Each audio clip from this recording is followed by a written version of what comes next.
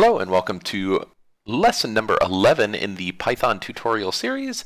I am Steve and let's go ahead and get started today. Before we move forward, I just want to say I hope everyone had some success writing the Guess the Number program if you're following this lesson for lesson.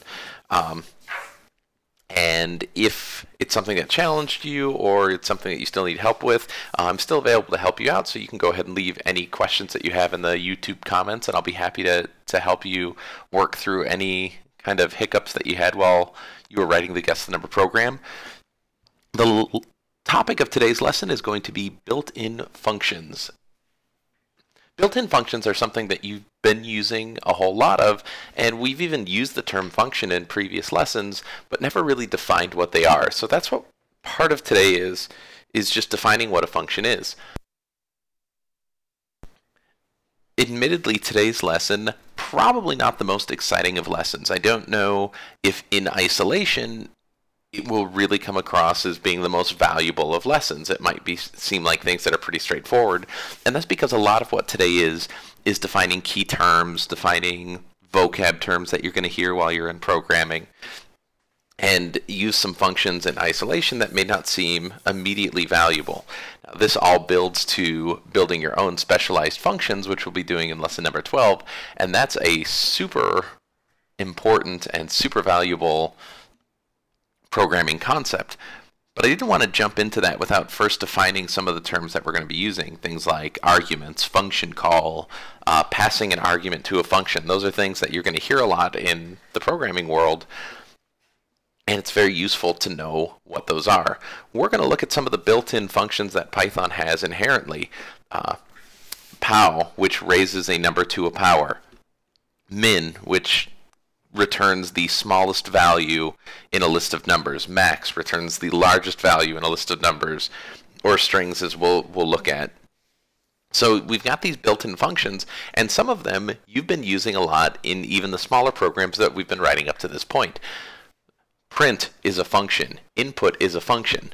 And we're just going to look at those more in depth today, and hopefully put everyone on a solid ground for writing your own functions.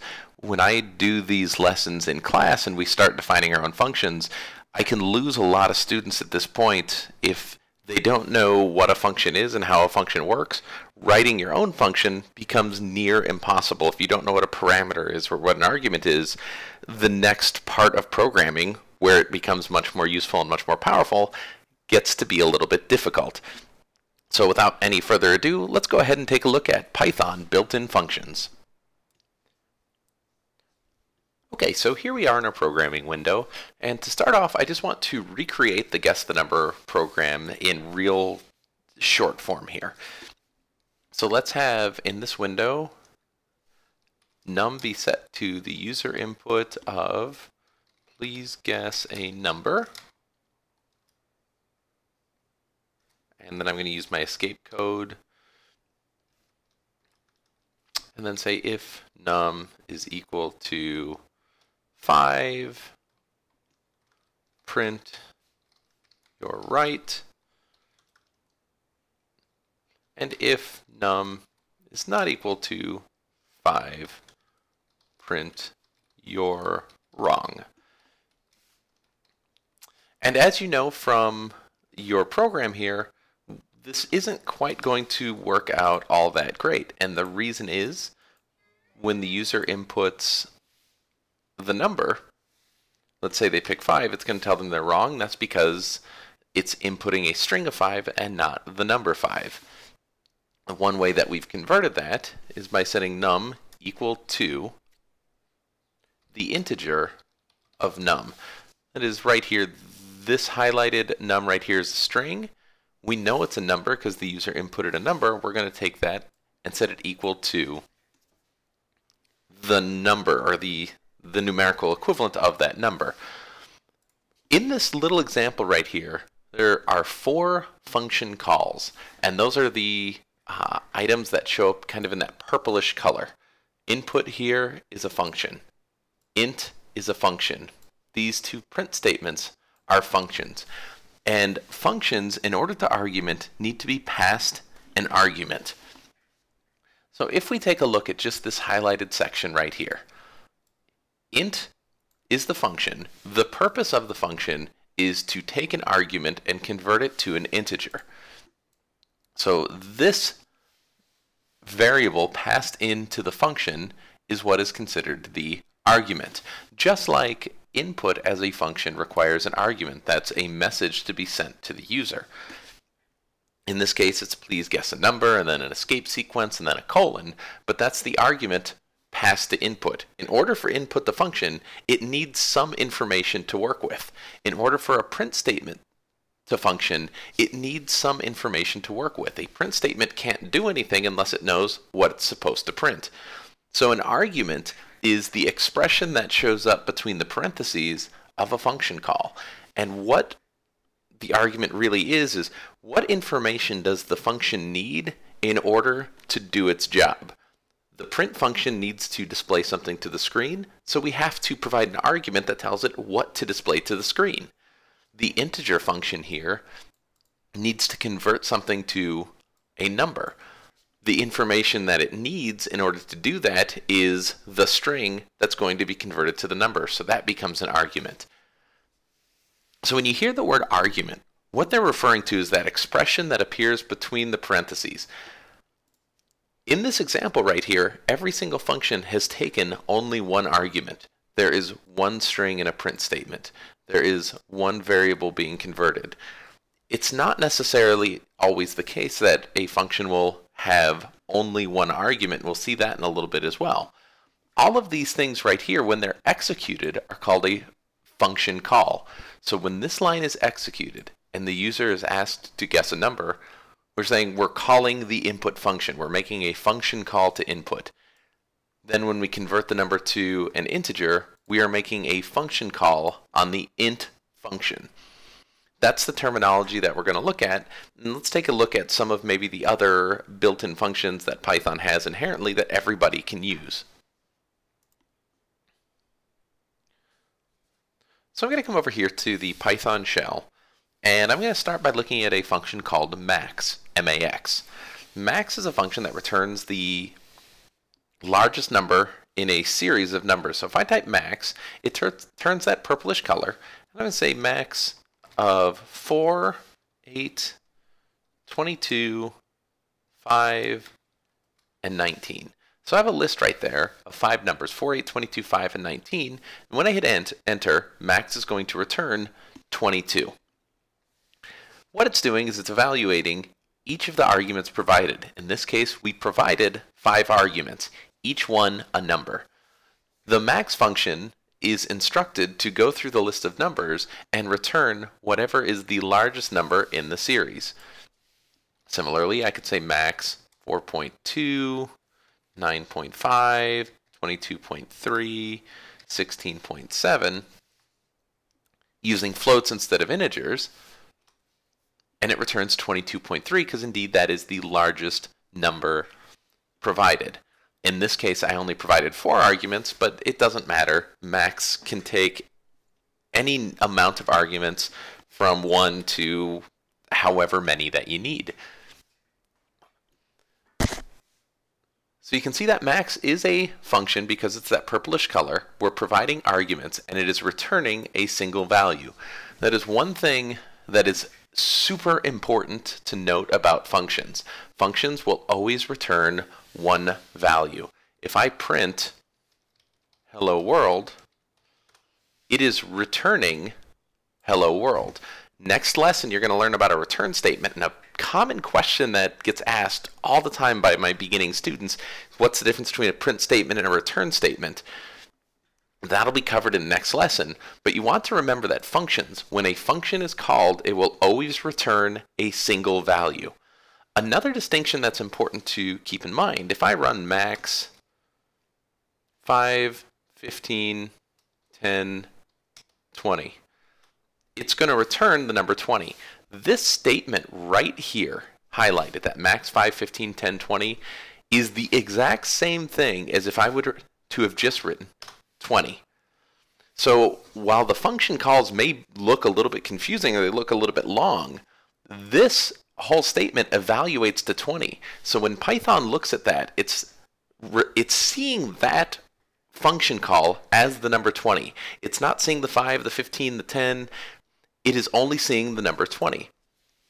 That is why I could say something like max 4, 10, 17, 9, 12, and 20.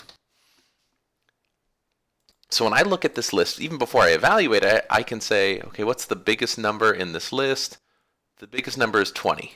So that means this entire function is going to be evaluated as the number 20. And so I could say max is greater than 19, and Python will return true. That's because it's not really concerned with how it got to the number 20.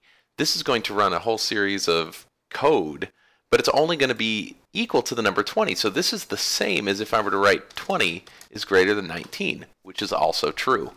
Now, keep that in mind, because functions can look a little bit confusing in your code, but they're being evaluated and they're just returning a single number. So the function is equal to, or the function will return a value that's just a single number, and that can be used in your programs. In addition to the max function, there's also a function called min. So 4, 10, 17, 9, 12, and 20. Min does exactly what you would think it does. Instead of returning the max number, it's going to return the smallest number, in that case 4. If I type min 4.2, 9.5, 22.3, 16.7, it's going to return 4.2 because that's the smallest number in the list of arguments. So recall that all of these things right here are called arguments. There's also a function called abs, or absolute value. If I type abs of 17, it returns 17. If I write abs of negative 17, it still returns 17. It's giving you the absolute value. Functions sometimes have a required data type. So if I type the absolute value of Steve, I'm going to get an error, a type error, bad operand for type abs string. What that error is telling me is string is not a valid argument to be provided to the absolute value function. Now what happens if I take the max of Steve and television and microwave? Some people might think, well, that's going to return an error. There is no max. But in fact, max is going to return television. So, okay, what's the min of Steve, television, and microwave? It returns microwave. Min and max are not just limited to numbers. Min and max will also use strings. And the way they evaluate strings is alphabetically. Max returns the last in alphabetical order, and min returns the earliest in alphabetical order. With one small caveat, if I were to say, what is the max of Steve and television and microwave,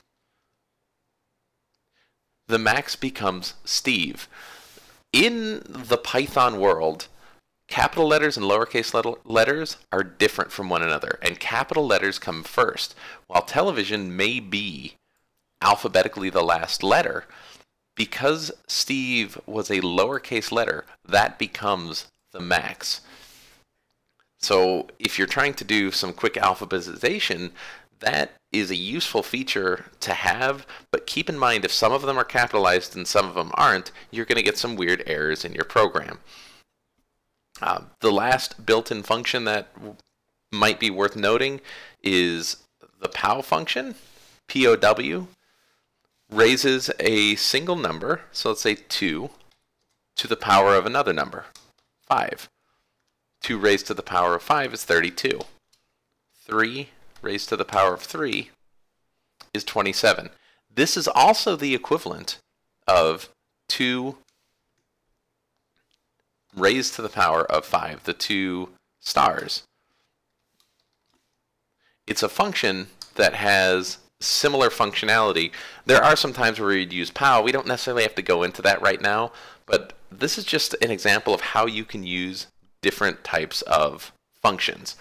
Now, the next thing we're going to go into is how do you combine different functions. And this is a play on this concept that I told you about up here, where functions, no matter how long they are and how confusing they look, simply return a single value.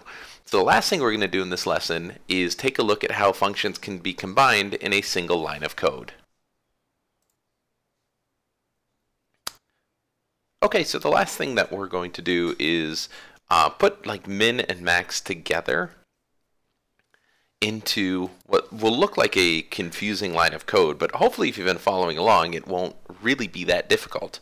So I told you earlier, if I were to do something like the min of 4, 5, and 6, that's the equivalent of writing 4.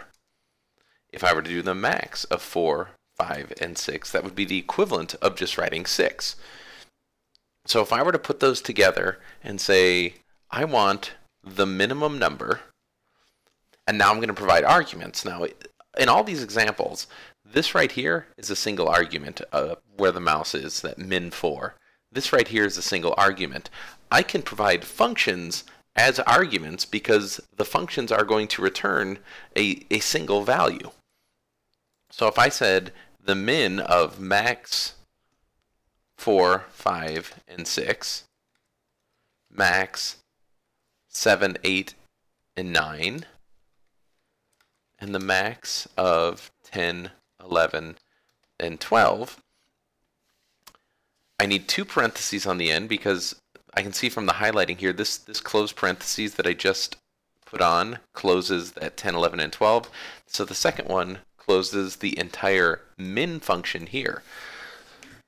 So like we've talked about in previous lessons, Python is just going to work from the inside of the function out. It's going to say, I'm going to evaluate max of 4, 5, and 6. The max of 4, 5, and 6 is 6. The max of 7, 8, and 9 is 9. So this evaluates to 6, this evaluates to 9, and this evaluates to 12. So we have a 6, 9, and a 12, and then inside the function we want the min of those numbers. Well, the min of 6, 9, and 12 is 6. So when I run this function right here, it will return 6. The trick is to stop looking at these functions as some kind of like confusing bit of code, and I mean it gets more confusing than that. But look at that function and ask yourself, what is it going to return? In this case, it's going to return a 6 because the max of 4, 5, and a 6 is 6. So when this min function runs, it's not that confusing. It just boils that down to a 6, boils that down to a 9, and boils that down to a 12. And so it's the equivalent of me writing min of 6, 9, and 12, which of course is also 6. Similarly, I can say, what is the absolute value of the max of negative 33, negative 12, and negative 24? And I need 2 parentheses because I've got functions within a function, and I can see that now my function is highlighted correctly. So work through this one again. Now on a number line, the largest number of these 3 is negative 12. Negative 33 is the min, negative 24 is in the middle, negative 12 is the largest number. So max is going to return negative 12. Then the absolute value function is going to take the absolute value of negative 12 and return the number 12. This whole function right here is the equivalent of me just typing 12. It just has to do some calculations to get there. So look at functions not necessarily as a confusing bit of code, but look at them as a series of calculations that return a single value. If you remember that a function returns a single value every single time, you'll be in good shape. And that's going to do it for lesson number 11. Again, apologies that this is probably a little bit drier, a little bit boring, and not necessarily as outwardly useful as some of the other lessons that we've done. But certainly, these concepts are going to come up over and over and over again as you program. And if you get in the mentality of thinking of them correctly now, they won't be such a hurdle when you try and use them in your own programs. Now, because the content here was rather limited, there is no challenge program for this week. There's nothing to necessarily prove that you can use this stuff. Just to ask yourself, did this make sense to me? And if you can say yes, you're in good shape. Because the next lesson that we're going to be doing, lesson 12, I believe, is creating your own user-defined functions. Making something like max, making something like absolute value, making something like pow, but writing it yourself. Maybe writing a function that can calculate the area of a triangle, or calculate the health on a character. So there's lots of stuff that you're going to be writing functions for. In fact, most programs that you write from this point forward will probably have your own user-defined functions in them, but you need to know this terminology and kind of how they work. And if you get nothing else out of this lesson, just remember for the next one that a function returns a single value. That is a huge hurdle for a lot of my students to overcome in the classroom. So that's it for this week. Thank you so much for watching. If you have any questions, leave them in the comments. I will be happy to help you out any way that I can. Until next time, have a great day.